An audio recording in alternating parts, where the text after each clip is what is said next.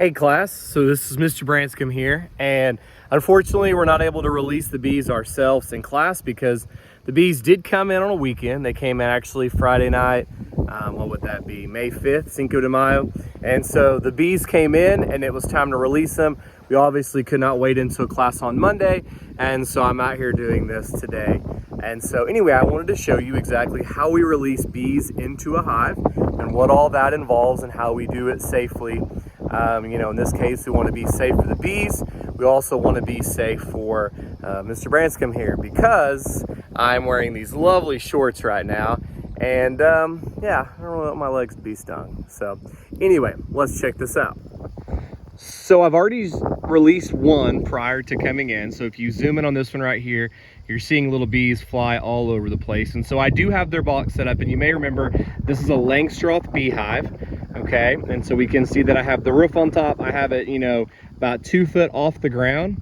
If I can't zoom in any further, but you can see that one little hole right there at the front of the hive. Now that's their entrance. So they can come in and out of that entrance right there.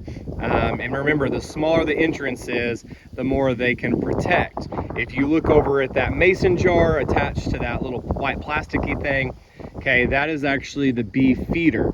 And the bee feeder is what will, the bees actually from the inside can go up underneath there and they can drink from that. It has little holes in it and they can drink that sugar water. Now for the first 2 weeks, you want to feed them very heavy. When they come in, they have no honey reserves whatsoever.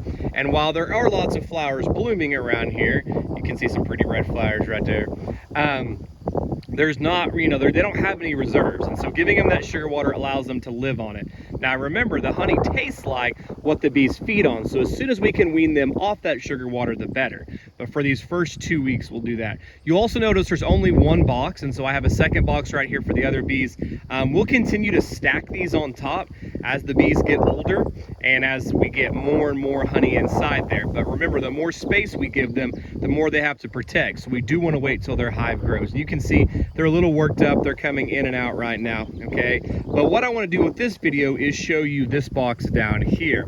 Now this box is what I call a nuke, okay? And unlike the package bees that I showed you in class where it was just a container full of bees, this nuke is essentially an already established hive, okay? Inside there's going to be 5 frames. So you can see in this box right here that I have set up, you'll see that there are 5 frames already inside here and there are 5 frames that are missing. Okay, now those 5 frames that are missing are inside here. Now this hive is already established. They already have a queen, they already have, all the worker bees, they have everything established, and so it's very easy to just basically pick those frames up and then move them over inside this box here. Now before I start, you'll notice I've got my mess everywhere, but some tools that are important. So I have my hive brush if I need it. That little half orange, half silver thing, that's going to be the hive tool. And I need to have my smoker up good and going, which it kind of looks like the smoke has went out on it. So I'm going to have to go ahead and get that smoke refilled. And then I'm going to be good to release them into here. Just leading to some really bad video quality, so I apologize for that. Okay, so I take this bag off, put this up, and we'll cut our drawstring on this, which is why that's not wanting to come off. Okay, let's try that again. Okay, so we see the bag is off. Now we're ready to open this up. So I'm gonna do that. We're gonna unclip this. You see those bees? They are not happy. So I'm gonna smoke this real good, okay? And now I'm ready to take these individual ones out, okay? So sometimes I might use my hive tool for this, okay? As I pull this one up, you can see these bees. I am looking for the queen. I'd like to see where she's at, see that she's okay. So I'm gonna turn this around again right here. And the queen is marked, so I don't see that. So I'm gonna take this one area of bees and I'm gonna drop it down inside here in their new home. And I'm gonna go to the next one. Okay, what do I see here? Tons of babies. This is what we call cap brood, okay? Looking over this again, I don't see the queen. They did mark the queen for me, and I do not see her. Also, this is really hard to do one-handed, I'd like to point out. So we see these guys right here. that one inside there. Remember, we want to push all this way over. We want no empty space. Bees like to be very crammed. That's good for them, remember. That just means there's less area to protect. Okay, this one is a lot heavier, a lot more bees. Also, it looks like that whiter stuff right there, we would have some honey starting to be made in this one. And so this hive, very, very healthy in the fact that it already has some honey production. The last hive did not. Okay, I look around, I still don't see the queen. We're gonna keep looking for her. And there she is. If you see her walking around, that little red dot in her back, that is the queen right there. So she looks very healthy, right? And as long as I get her in here safely,